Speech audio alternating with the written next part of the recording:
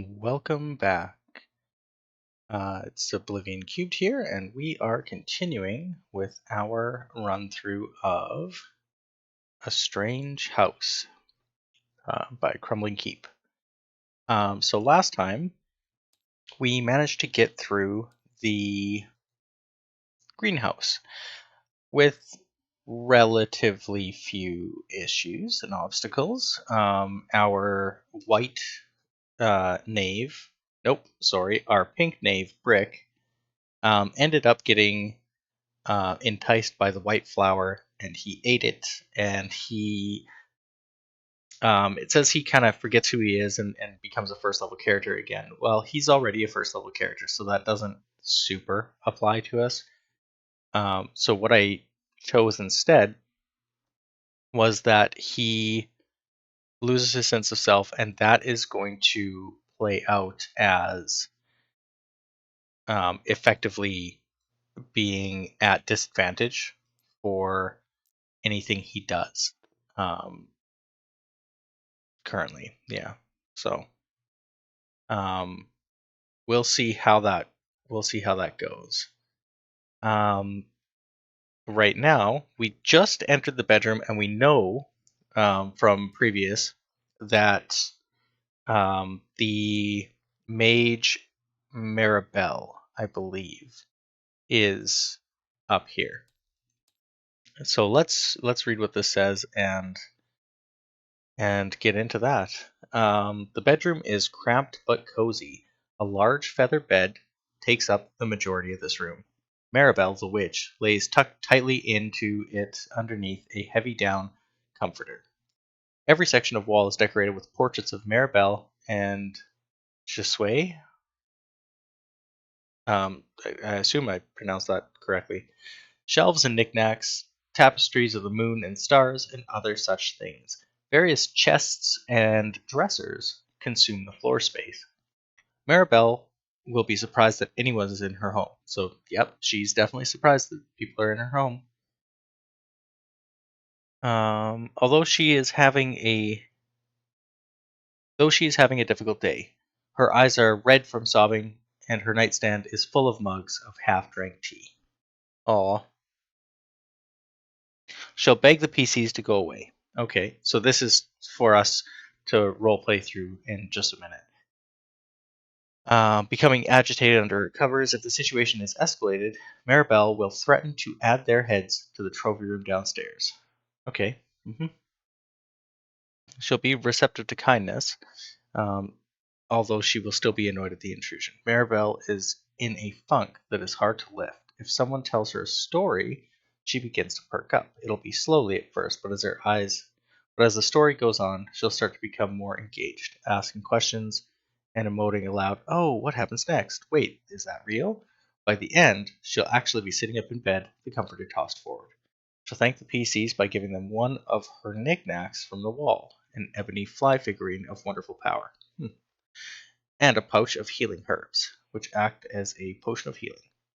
She'll warn the PCs that they should leave soon.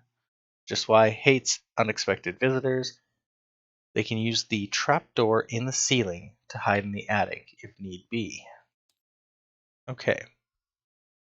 And then this shows us what we're dealing with. So she's a 9th level magic user. Hold portal. I don't know what that spell is. Sleep protection from evil. Yeah, okay. Continual light. ESP, so she can read minds, I guess. Mirror image, clairvoyance, water breathing, fly, hallucinatory terrain, polymorph other, and feeble mind. So she actually doesn't have a lot of. She doesn't have anything that's like super directly harmful. That's really nice. But I don't think we're going to try and attack her. So with what we know, I'm going to assume that our remaining chaps here, these knaves, are not really looking for a fight. Right? They're stuck here and they don't know how they got here. So a lot of a lot of how we're going to play this is going to rely on the fact that they're not sure how to leave, right? And so what we'll do is we'll say that we come up the stairs, and who was leading? I think Blacktooth was leading. I think that's the order that we're in here. Is Blacktooth was leading, and then Spike, and then we have Brick in the very very end. And of course our other knave. Where is he? Our other knave over here is outside. He did escape because we got that information that you could take the second door and just walk through it, and that you would be able to leave then. But these guys weren't sure that that was true and wanted to keep adventuring through. And our other knave decided to hightail it out of here, so he's on the out. These three are still in the house. So I'm going to say that they kind of pile in, right? So we had established that everything's more or less ladders or like pull down hatches, right? Um, and so as Blacktooth, I guess, tromps up the stairs first, um, he's gonna like enter the bedroom, and as in the description here of the room, Maribel is like wrapped up in the blankets, kind of like um, snuffling to herself, right? She's got the sad sniffles, and I'm gonna assume that I'm gonna say that she's got the covers kind of pulled over her head, and she thinks this is probably the huntress back from wherever she had gone, and so before they can say anything, she's just like, um, leave me alone. I'm not interested. I'll be down in a little bit, kind of thing. And I think the guy's Blacktooth is going to be like, excuse me, and that's when she kind of like peeks out of the covers, and she's like, "You're not supposed to be here. Who are you? Why are you in my house?" And they kind of like size her up, this strange witch laying in a bed, with all the stuff around her, and they don't take her as a threat, right? So they're going to um, kind of reply with, "Well, we don't know, right? We have no idea how we got here. We are stuck, and all we want to do is go home. Um, we've been through all this crazy stuff in your house. We fought a weird stork in a barrel," and she's gonna kind of be like, "What? You managed to catch the stork?" And they'll be like, "Yeah, are you cool with that? Like, is this a problem? Like, did we do something we shouldn't have?" And I think it had established earlier in the fiction that the stork was kind of a pain in the butt for them. It kept running away. This is our stork um, from last time. So it kept running away and being a pain for the ladies. So she's gonna be like, no, it's fine. That thing has been kind of problematic for us. Um, but like if you want to leave, why didn't you just take the other door, right? We have at least one of the trophies will tell you that you can leave that way. The door should have told you that too, and they're gonna be like, no, the door trophy told us that we would get annihilated through one of the doors, and she's gonna sigh and be like, that that's not true. That damn door, we're gonna have to replace it. It keeps the bore on the door keeps lying to people. I don't know why it does that. I guess it's just being vindictive after we killed it and enchanted it and put it on our door. And it's gonna kind of go back and forth for a little bit, right? These guys, um, she is annoyed, I think, but like knowing that they weren't there on purpose, I'm gonna say takes the threat out a little bit, right? So she's not going to threaten them to um, blow them up or turn them into frogs or whatever, um, or mount them on the wall. Um, but she will say that the huntress is going to be back fairly soon, and if these guys are still planning to make an escape, they should do so right away. Because if they don't get out of here quickly, she's going to return, and then it's going to be a fight, right? Like that's she does not take kindly to anybody else in their house, and I think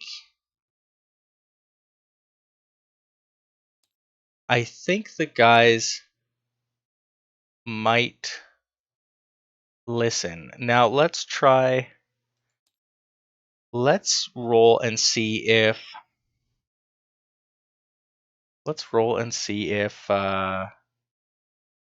if maybe she kind of returns as they're talking. So you know what I should have done? I should have rolled on this reaction. Um on this reaction table. That's a D12, right? Where's my D12? I don't have a D12.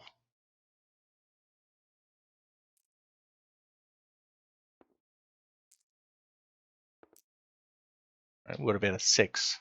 So unsure. Yeah, I mean that's relatively reasonable. Okay, so let's roll on the bad small, good large. Let's roll on this as like a 50-50 whether or not the huntress gets back home.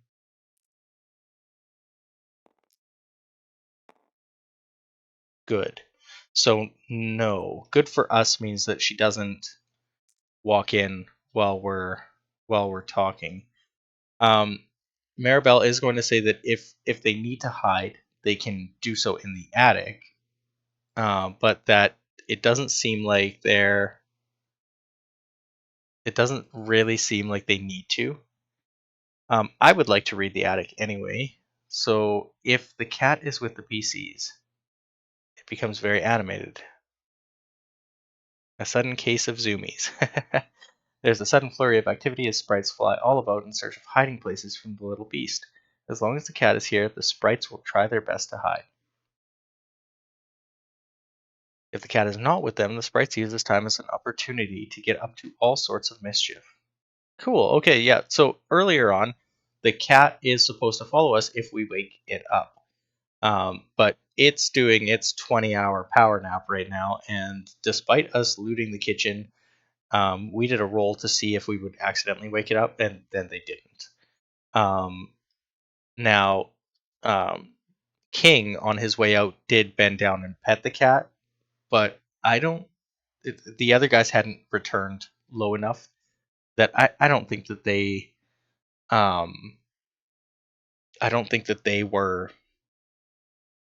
Rather, I don't think that the cat really paid attention to them. So even if it is awake, it's downstairs somewhere and not with these guys.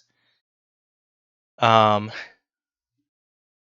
so they do practical jokes and so forth. They're a little bit like fairy dragons in D&D. So that's cool. I like that. There's a bunch of boxes in the attic, and we get to roll on this chart if we do decide to go up there and check. I don't think we're going to though. I think you know what I honestly it feels like the the time for these guys to just kind of take off. That they should head out and reach the exit. Now there are a few things that we didn't do in this. There's the roof, right, which has a candle on it that keeps this pocket realm active, which is pretty cool. There's the back porch. We already did that. There's a tree ancient tree that is a spirit that possesses the tree.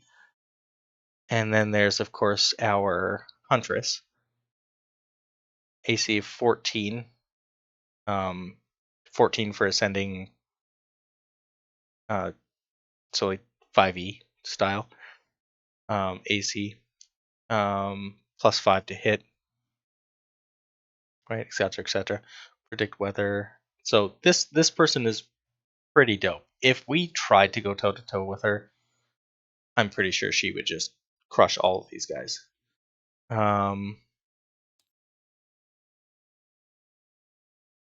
Random encounters. So this is, I feel like there was maybe like one or two places that in the adventure it specifically called for this. I didn't actually notice this page until I was leafing through my physical copy the other day and realized that it was here. I think if I were to play this again, as I transitioned each room, I would probably do a roll on this encounter table just to see if something else adds its way in here.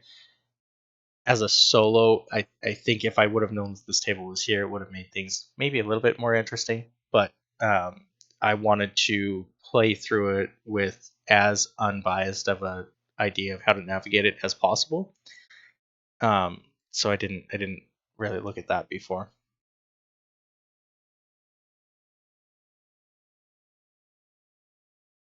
Goblins come out of it and stuff. Yeah, see, like I should have been definitely using this. But yeah, I think what we're going to do is we're basically going to exit our.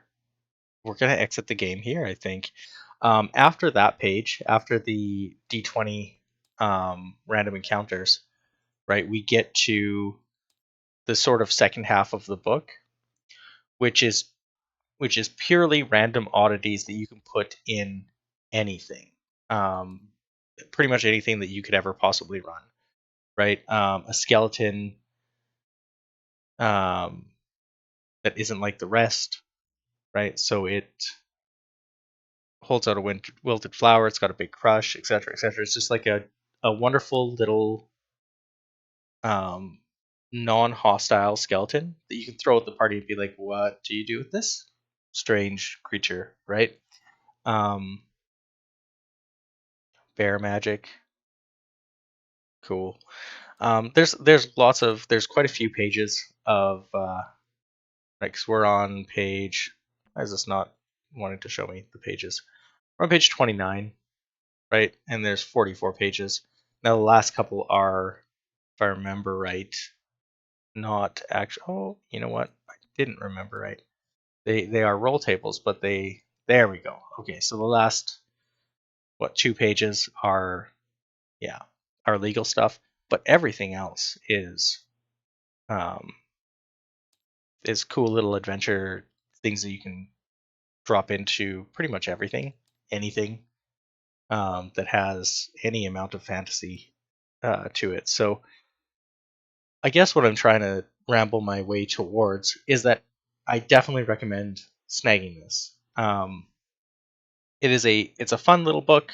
It's got that cozy kind of cottage crawl that we just went through that you could add more spice to, or liven up in any way you want. But if you just want it to be a fairly low stakes mystery, you can definitely run it that way. And I think for especially for a new party of players that maybe aren't as used to a rule set, or that aren't used to role playing or something, this adventure would be really, really good to just pick up and drop into really any game that you want. Like I said, with the um, with all the stats, right? It looks intimidating, right? Because it's got all these saves and stuff like that, and it's got the to hit AC 0 and so forth. But you could pretty easily convert all of this to 5e because it gives you the conversions typically in these brackets, right? AC 6, well, we can just ignore that. It's AC 13, right? 13 to hit. Hit dice 3, well, it doesn't matter. 13 HP, right? 2 weapon attacks, that goes across anything. To hit AC 0, 17, we don't have to care about that. It's a +2 bonus to die rolls, right? So it's the saves are actually the more um, challenging thing to convert. And really, once you get the theme of it, right? Bludgeoning, slashing, piercing, um, dexterity, and wisdom, I think is what those are. Some have things like some of the games that you might find that are sort of structured towards OSR will have things like save versus wands or petrification or whatever. In fact, this what might be what this is. I haven't looked into OSE too deeply to know, but if that is the case, it's not that bad to switch over to 5e or whatever you're playing. Lawful alignment. Sorry, not lawful alignment, but alignment is going to give you a pretty good idea of what they do. Your XP and stuff. That's all straightforward. So, yeah, you could play this in just about whatever you want. I think it's a good game. I think Knave solo is fairly fun for it. I'm not sure that I love Tabletop Simulator for something like this, but I did learn a lot about Tabletop Simulator through these couple of videos. So we'll see. We might come back for other stuff in Tabletop Sim, just depending on what we decide to do. For now, as I have a recording set up for physical stuff, what we might do is follow one of these characters as they get out and see kind of what they're where they go from here. In fact, what I might do is these guys, head through the door, and I wonder if they're gonna come through the same hex. Nothing says that they come through the same hex. Let's roll this and see what happens.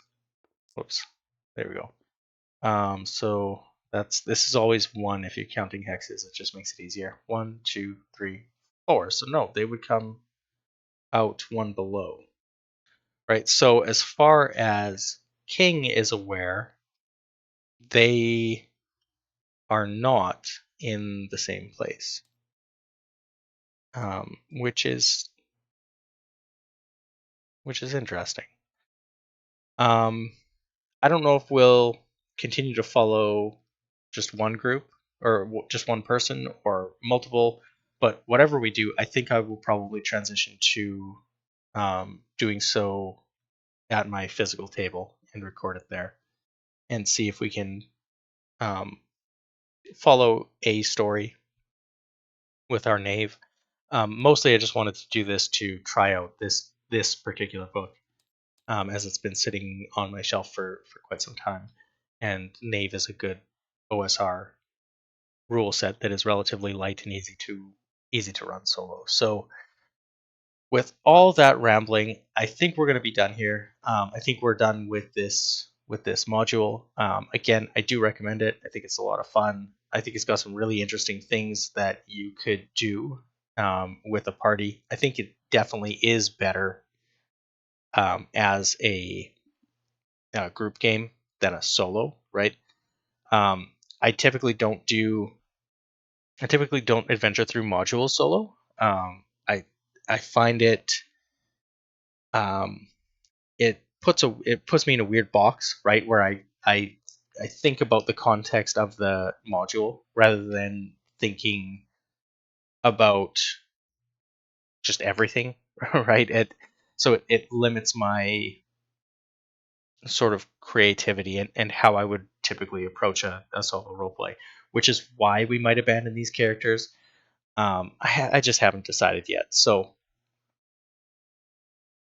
yeah, I don't know. We're definitely going to, at least for the time being, though, abandon Tabletop Simulator.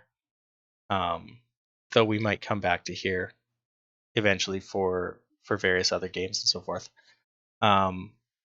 So anyway, until next time, as always, very happy gaming. Thank you for watching. Thank you for the few people who have subscribed and like my videos and stuff. Really appreciate that. And we'll see you next time. Until then, bye bye.